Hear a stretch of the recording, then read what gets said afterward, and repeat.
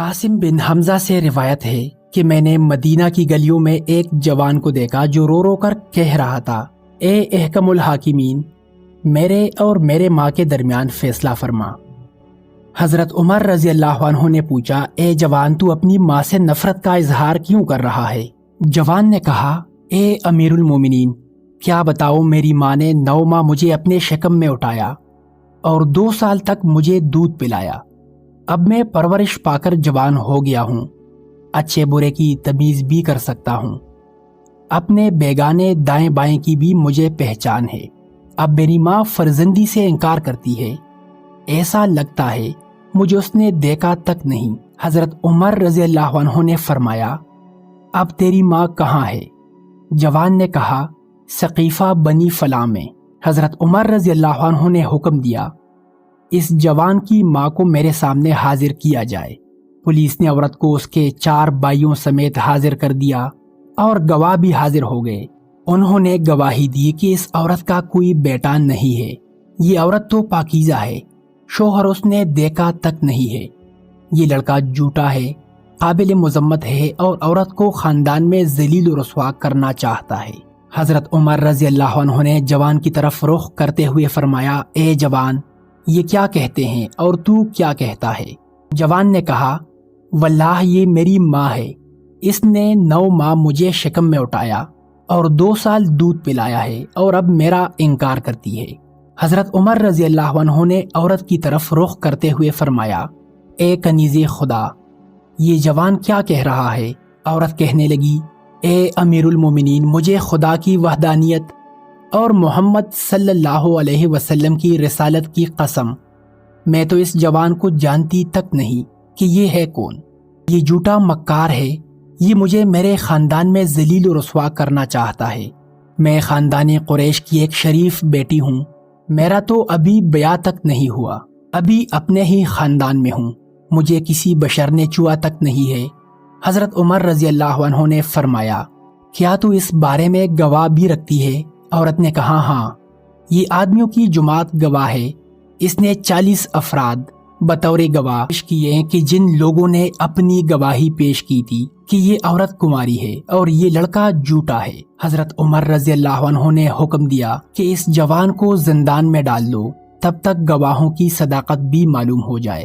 اگر عورت کی صداقت ثابت ہو گئی تو جوان پر حد قذف جاری کی جائے گی۔ کارندے جوان کے ہاتھ باندھ کر زندان کی طرف لے جانے لگے تو راستے میں ان کو حضرت علی رضی اللہ عنہ نے دیکھ لیا۔ جوان فریاد کرنے لگا، یا ابن ام رسول اللہ صلی اللہ علیہ وسلم، میری فریاد سنیے گا، میں مظلوم جوان ہوں۔ حضرت عمر رضی اللہ عنہ نے مجھے زندان میں قید کرنے کا حکم جاری کیا ہے۔ حضرت علی رضی اللہ عنہ نے سپاہیوں سے کہا کہ اس جوان کو حضرت عمر رضی اللہ عنہ کے پاس واپس لے چلو۔ وہ واپس ہوئے تو حضرت عمر رضی اللہ عنہ نے فرمایا، کیا میں نے نہیں کہا ہے کہ اسے زندان میں لے جاؤ، پھر واپس کیوں آئے ہو؟ انہوں نے کہا کہ ہم علی بن ابی طالب رضی اللہ عنہ کے حکم سے واپس ہوئے ہیں، نہ کہ اپنے مرضی سے، اور آپ ہی نے فرمایا ہوا ہے کہ علی رضی اللہ عنہ کی مخالفت نہ کرنا۔ اتنے میں حضرت علی رضی اللہ عنہ وہاں پہنچے اور فرمایا کہ اس جوان کی ماں کو میرے سامنے حاضر کیا جائے۔ حضرت علی رضی اللہ عنہ نے اس عورت سے فرمایا، تم اپنے بارے میں کیا کہتی ہو؟ اس نے وہی کلمات دہرائے۔ پھر لڑکے سے پوچھا کہ تو اس بارے میں کیا کہتا ہے؟ اس نے بھی سابقہ بیانات پیش کیے۔ حضرت علی رضی اللہ عنہ نے حضرت عمر رضی اللہ عنہ کی طرف رخ کرتے ہوئے فرمایا، کیا آپ اجازت دیں گے کہ میں ان کے درمیان فیصلہ کر دوں؟ حضرت عمر نے کہا، سبحان اللہ، کیوں نہ اجازت دوں، حالانکہ میں نے رسول اللہ صلی اللہ علیہ وسلم سے سنا ہے کہ آپ صلی اللہ علیہ وسلم نے فرمایا، تم میں سے سب سے بڑا قاضی علی بن ابی طالب رضی اللہ عنہ ہے۔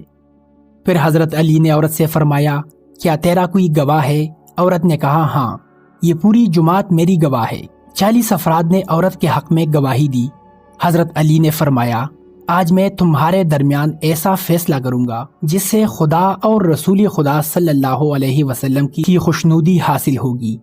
اس وقت حضرت علی رضی اللہ عنہ نے عورت سے فرمایا، تیرا ولی کون ہے؟ عورت نے کہا، میرے بھائی ہیں۔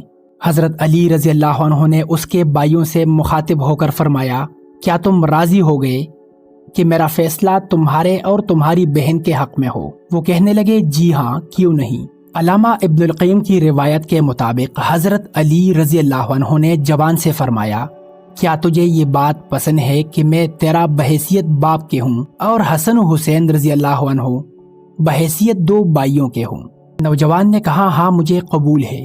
حضرت علی رضی اللہ عنہ نے فرمایا، اے لوگو، میں خدا کو گواہ بناتا ہوں اور حاضرین سے گواہی مانگتا ہوں کہ میں 400 درہم حق مہر مقرر کرتے ہوئے اس عورت کو اس جوان کے نکاح میں دیتا ہوں اور مہر کی رقم اپنے مال سے خود ادا کرتا ہوں۔ اے قنبر، جلدی جاؤ اور درہم لے کر آؤ۔ جناب قنبر رضی اللہ عنہ نے درہم حاضر کر دیے۔ حضرت علی رضی اللہ عنہ نے فرمایا، درہم اس جوان کے دامن میں ڈال دو۔ آپ نے حکم دیا کہ تو اپنی بیوی کے دامن میں ڈال دے اور اس کا ہاتھ پکڑ کر اپنے گھر لے جا اور اس سے ہم بستری کر میرے پاس غسل جنابت کر کے آنا۔ جب عورت نے یہ کلمات سنے تو اچانک فریاد کرنے لگی، میں نہیں چاہتی کہ آگ میں جلوں، خدا کی قسم یہ میرا بیٹا ہے۔ حضرت علی رضی اللہ عنہ نے فرمایا، تو نے پہلے کیوں نہیں اقرار کیا؟ عورت نے کہا، علی رضی اللہ عنہ، میں قصوروار نہیں ہوں، کیونکہ میرا عقد ایک انتہائی نالائق اور کمینے شخص سے کیا گیا اور اس سے یہ لڑکا پیدا ہوا تو میرا شوہر مر گیا۔ جب یہ حد بلوغ کو پہنچا تو میرے بھائیوں اور لوگوں نے مجھ سے کہا کہ اس کی فرزندی کا انکار کر دے، تو میں نے بھائیوں کے خوف کی وجہ سے اس لڑکے سے انکار کر دیا۔